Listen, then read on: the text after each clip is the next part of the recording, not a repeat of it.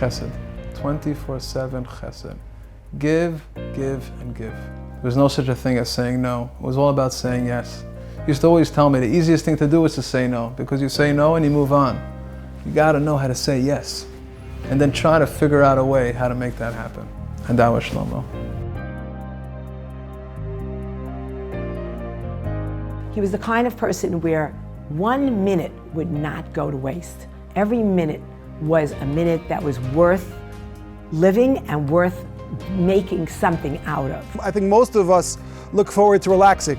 For him, relaxing was taking a project and getting the satisfaction of getting the project done. I think he realized that Hashem gave him a lot of talents, means, and he felt like Hashem gave it to him for a reason and he should be using it for the right things. As he used to say, if it's difficult, we do it. If it's impossible, we just try harder. The reason that he had such a drive to do and help, I really think it was a combination of his huge heart, in addition to his tremendous amount of energy. And when you put the two together, he was on fire. You couldn't stop him. Abba reacted to everything. When he heard something, he heard a yid that needed something, he was there and he figured out how he could help them. He didn't think twice about doing that. He didn't ask, other people, oh, do you want to join me in this project? It wasn't about that. It was just about getting things done. At no point did he slow down. Certainly, in the end, if anything, he sped up. From the hospital bed, he was communicating with people literally all around the world, still doing every aspect of his job at a pace that was unbelievable. He didn't want to be known as anyone important or special. He just wanted to be a regular guy who did his thing quietly. I remember when I was a kid and he had the ambulance company, people would ask him, so what do you do? So he would tell them that he's an ambulance driver. And he never went back and said, oh, I'm just kidding. I run the company. He loved being known as a nobody. Donating buildings and putting other people's name on. It's one thing to donate things anonymously. It's something else to say, put somebody's name onto a building that I'm going to donate. That's tremendous godless. He used to always say that, the Rebbe Hashem knows what I did. And that was enough for him. Not only was he not looking for kavod, he looked for ways to hide it. And I think that's something I really value, and it's something that I'm going to pass on to my kids. That you do the right thing, not because anyone's looking or anyone's saying that you're amazing. You do the right thing because that's what Hashem wants you to do. I have a one-of-a-kind skin disease called linear scleroderma. It basically atrophied my thumb completely. I was sent to Camp Simcha when I was supposed to originally go there as a counselor. Some dancer accidentally grabbed my thumb and I landed myself in the infirmary. I woke up and seriously an angel walked into the room. And Shlomo was standing there, and I remember Shlomo said, "Hi, my name is Shlomo. I've heard about you. I've heard that you have this weird disease, and I want you to know that I want to make you my mission."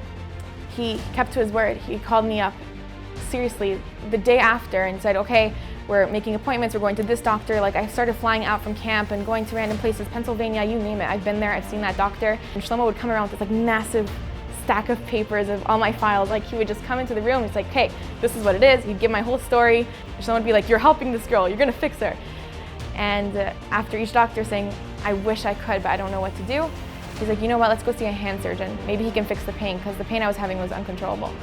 And finally, the doctor was able to locate the nerve that was causing me the pain. He was able to reduce the pain by so much. And now, once the pain was reduced, I was able to go into physical therapy. From that moment, I called it, I knew, when he walked into that room and I had kind of the halo lights going on, I don't think it was the morphine. I really think it's because I was touched by an angel. If there are Gedolei Hador in Limud HaTorah, if there are Tzaddikim in Avodah, Shlomo Zakheim was the Gadol Hador in Chesed. He would always tell me the following words, Rabbi, don't worry, I got you back. And there were millions and millions of dollars that I spent because I knew Shlomo had my back. One of his closest to his heart things was what he called the dream team. And they would make dreams happen for kids that didn't have a great prognosis. The Dream Team was created by Shlomo to give children who are terminally ill a chance to do anything that they wanted. Any trip, you name it, we're gonna go. And I would say, what's our goal? What are we trying to do? I said, if we get them to smile just one time, then the whole trip was worth it. Let them forget their pain, Let them forget their ventilator just for a moment. Let them just forget it and let them just smile and be a kid again. During times of war, he felt that the soldiers needed some chizuk. He would go with a bunch of guys and they would go and bring stuff to the soldiers to uplift them, make them feel good about what they were doing. And they did different things to make the soldiers smile and laugh. They danced with them, they brought music. I came over here for 48 hours from America to give chizuk to the people here in Israel, to visit soldiers, to visit hospitals, to visit different cities. We went to Ashkelon, we went to Sderot, and we're going soon to Yerushalayim, where we're donating a Sefer Torah to the boys of Merkaz HaRav. We're here with Eliezer, giving out package to the soldiers before they're going inside, and it's tremendous chizuk. It brings tears to everyone, and they're so thankful that we're over here, giving them chizuk for what they're doing, and Rebbe should help them. They should only be safe and come back quickly. He had no doubt about Hashem being there for him every single second. His success was all because of Hashem. His challenges were because Hashem wanted him to be challenged. And he loved it. He loved partnering with Hashem. He loved it so much. He was our Rebbe, he was our guide, and he was the Av HaChesed. He taught us, you don't just do, you give with everything you have.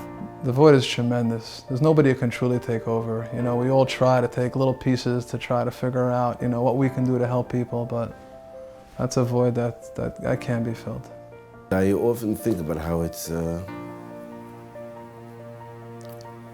like a different world, huh? We take Shlomo with us wherever we go. Anytime we can put a smile on a sick child's face, anytime we can make a difference. To keep his legacy, we would need an army.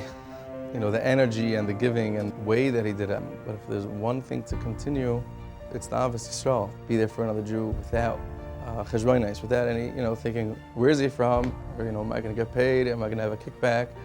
The void is unimaginably huge. And we miss him, and he's just one of those people that is simply irreplaceable. To me, he is not dead. When I hear every day, something new, that people tell me how they helped him. He's missed by everybody.